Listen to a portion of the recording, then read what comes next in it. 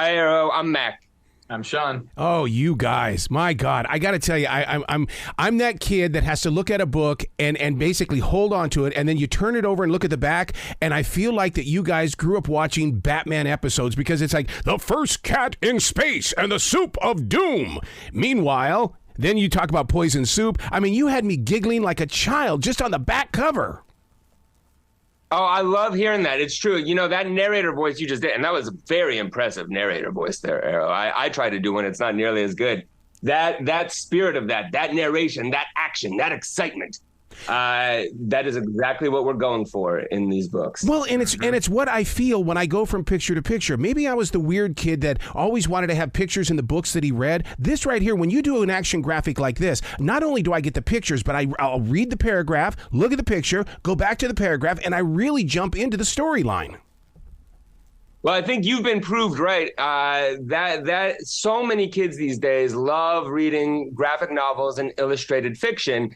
And there's been a beautiful thing that's happened. I think that in the past, adults have been skeptical of this art form, but it's really gaining acceptance, and for good reason. What you just described is exactly right. A kid who's reading a comic is getting the story from both the words and the pictures. It's pretty sophisticated. To understand the story, they have to synthesize text and image. Well, I got to tell you what, the thing about this is that my grandson is dyslexic, and books like this are what helps him understand a story. These books have saved his life. That is amazing. I mean, it's always great to hear stuff like that. And we know that when you're a kid, until you find that book, that genre, that really is exciting to you, you can kind of be casting about. And Shawn and I both love reading. Reading is so important, but if you haven't found that yet, it can be very alienating to not love books. But when you find that thing, that makes sense to you, that you really get excited about, that's what makes you a lifelong reader. And we do hear sometimes from families to say, like, these are the books that turned my kid into a reader. And that's the best compliment you can get. You know what? You guys are masters at creating mystery, because you know that we can't figure it out unless we dive into the story. And the way that you build this up about the soup and why do you want to poison the queen, you create such a mystery for the reader that you just keep going to the next frame, the next frame, the next frame. Thank you. Yeah, that sense of forward motion, that's the trick, right? How do we keep people reading? And so I've always loved mysteries. I think it's such a compelling reason to move forward. Shawn is great at paneling, just keeping the motion propulsive. We try to have good jokes, big surprises across page turns, just keeping a really immersive experience for the reader. So now, how did you create Laws 4000? I mean, so unique, very, very much you guys. I mean, it's one of those things where I want this dude's picture on my T-shirt. Yeah, well, we actually do. You know, we have Laws 4000 T-shirts. If you go to the firstcatinspace.com, you could grab that, Arrow. But yeah, Laws 4000 is a toenail clipping robot, and he was actually based on my great grandfather, who was also a toenail clipping robot. Your childhood friends. Most people form a garage band, but you guys went into action graphics. The problem was I can't play musical instruments. Shawn is very musical. I also had a garage band.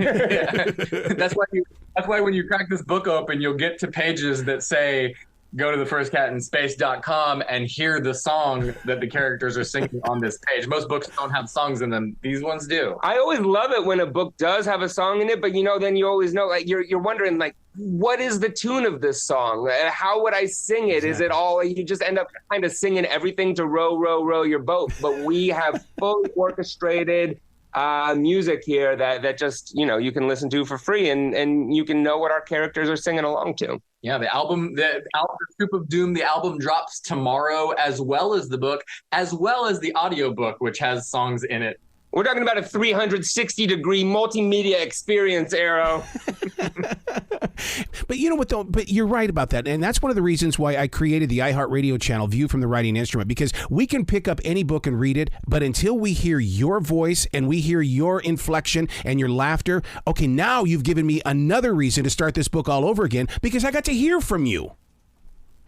My favorite books are the ones that give you more each time you read it. And we really hope, just like you say, that the first reading of this book is just fun and fast and propulsive, but that readers who come back to it can get as much out of the book as they put in. Yeah, but you know what I go looking for? Easter eggs, because I know you two.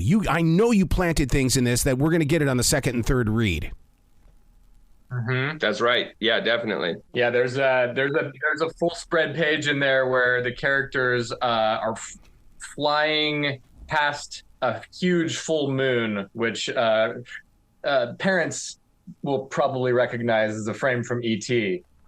Oh, which is a movie that came out the year that me and Mac were born, but somehow was still so instrumental in kind of our sense of what movie storytelling, what big storytelling what is. Yeah, I wonder whatever happened to that Steven Spielberg guy. Yeah, he needs a plug. How did you get into storytelling like this? What was it that were you guys doing this in high school and you said, look, man, I'm going to add something to that?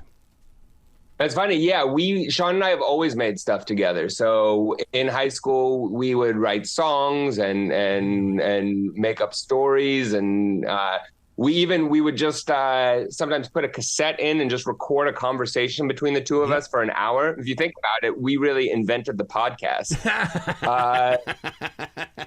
The distribution model just wasn't there yet. But this story actually grew out of COVID.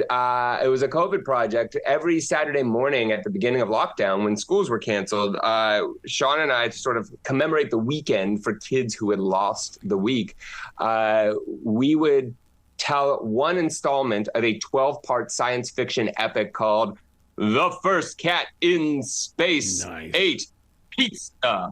And that story is what became the first graphic novel in this series. Well, a lot of writing is pretty solitary, and this was an amazing chance to show kids our work as we were making it.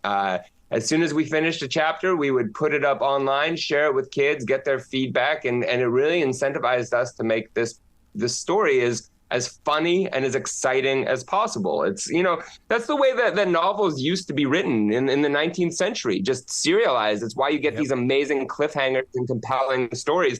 And I do think that if Charles Dickens was alive today, he probably would have written The First Cat in Space and The Soup of Doom. But he's not alive, so we had to. There you go. You guys have got to come back to this show anytime in the future. The door is always going to be open for you. Thank you so much. We love being on here talking books, and just we so appreciate you sharing books with the world. It's really important, and thanks for making this space. You bet. Thanks, Sarah. You guys be brilliant today, okay? We'll try. Okay, bye-bye.